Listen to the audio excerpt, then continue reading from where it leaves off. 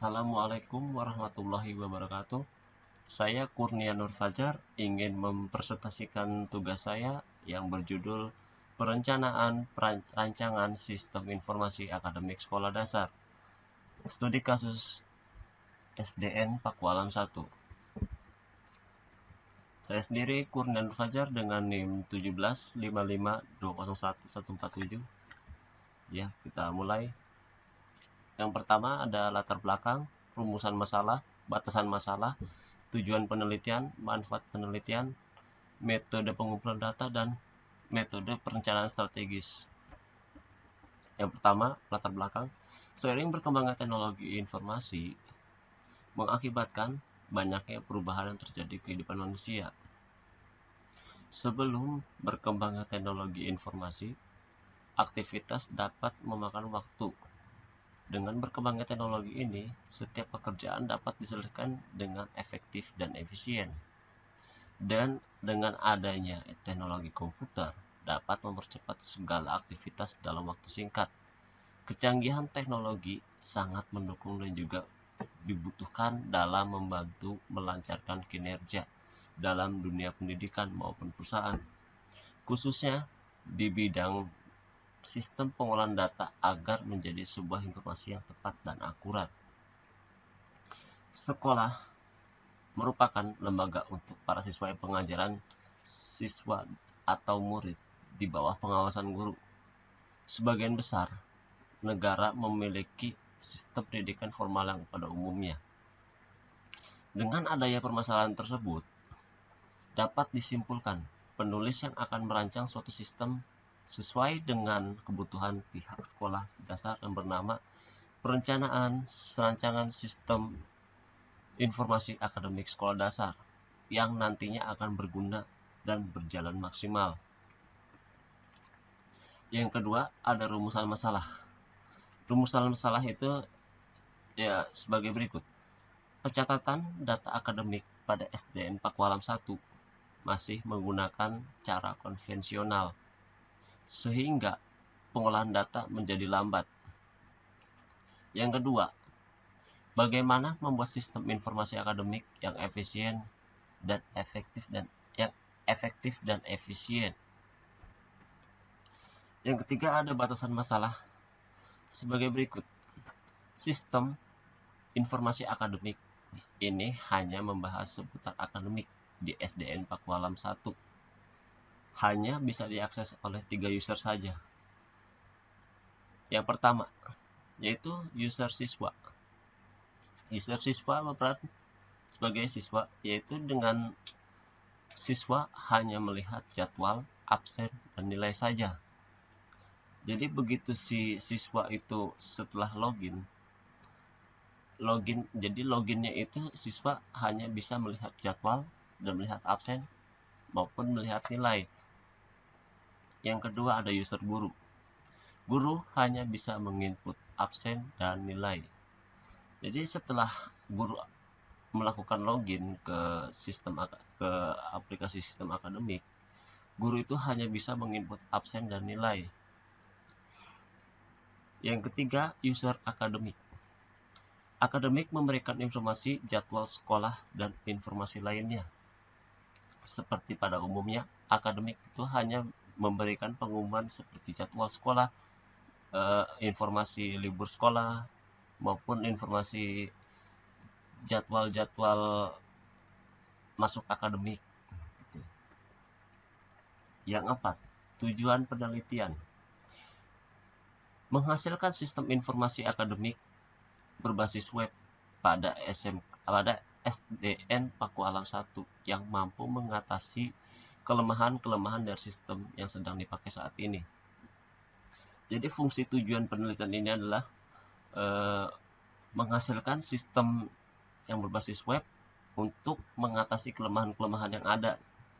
Contoh kelemahan kayak mulai dari penginputan data atau pengolahan data lainnya lah istilahnya, kayak tercecernya data atau hilangnya data gitu. Nah, dengan tujuan penelitian ini yaitu meminimalisir dari data-data sebelumnya, kesalahan-kesalahan atau kelemahan-kelemahan data dari sebelumnya. Manfaat penelitian. Yang pertama itu bagi penulis, mampu menerapkan teori selama kuliah untuk mengatasi permasalahan lapangan. 2. Mempelajari cara menganalisis keadaan dan kebutuhan sistem pada organisasi. Yang kedua, bagi universitas, penelitian ini diharapkan untuk menjadi sarana untuk menambah informasi dan referensi mahasiswa teknik informatika sebagai penelitian masa yang akan datang. Yang ketiga adalah bagi tempat penelitian, membantu proses rekam data sistem informasi akademik agar pelayanannya semakin maksimal dan cepat dalam penanganannya, dan juga tidak ada kesalahan rekam data. Menghasilkan sebuah rancangan sistem pembayaran, sistem yang akan dikembangkan menjadi web yang mempermudah pihak sekolah dalam menyelesaikan informasi akademik. Metode pengumpulan data. Metode pengumpulan data di sini ada 3, yaitu observasi, wawancara, dan studi pustaka. Kita masuk ke observasi. Observasi dilakukan untuk meninjau langsung ke sumber atau ke tempat penelitian yang berada di Pondok Pakulonan, Tangerang Selatan. Hasil dari observasi yang didapat adalah sejarah singkat SDN Pakualam 1. Terus yang kedua adalah struktur organisasi SDN Pakualam 1. Yang ketiga adalah sistem yang berjalan saat ini. Yang observasi itu menghasilkan dari 3 itu, yang fungsinya untuk pengumpulan data penelitian. Masuk ke wawancara. Wawancara dilakukan untuk mencari informasi secara langsung ke pihak tempat penelitian, yang fungsinya untuk menanyakan segala aktivitas yang ada di SDN Pakualam 1. Wawancara dilakukan diantaranya 1. Apa visi dan misi SDN Pakualam 1? Yang kedua, bagaimana perkembangan SDN Pakualam 1 dari masa ke masa? Yang ketiga, bagaimana alur proses sistem yang berjalan saat ini? Itu wawancara dengan menanyakan ke pihak sekolah SDN Pakualam 1 untuk mempermudah proses pengumpulan data yang efektif dan yang akurat, tentunya lebih akurat. Studi pustaka. Studi pustaka dilakukan untuk mencari referensi teori-teori yang diperlukan dalam penelitian ini, dengan cara membaca jurnal, buku-buku, situs website di internet yang berkaitan dengan sistem informasi akademik, yaitu dengan referensi dari perpustakaan atau dari jurnal-jurnal yang sebelumnya sudah dibikin sama pendahulu kita. Kita kutip dari jurnal contohnya, atau dari website, kita sekedar nyari referensi dari website untuk mungkin wawasan kita diperluas nih melalui website. Nah, kita kutip dari jurnal atau buku-buku yang ada di perpustakaan atau jurnal yang ada di artikel-artikel internet. Masuk ke metode perencanaan strategis. Yang pertama adalah preliminary. Pada bagian ini dilakukan pendefinisian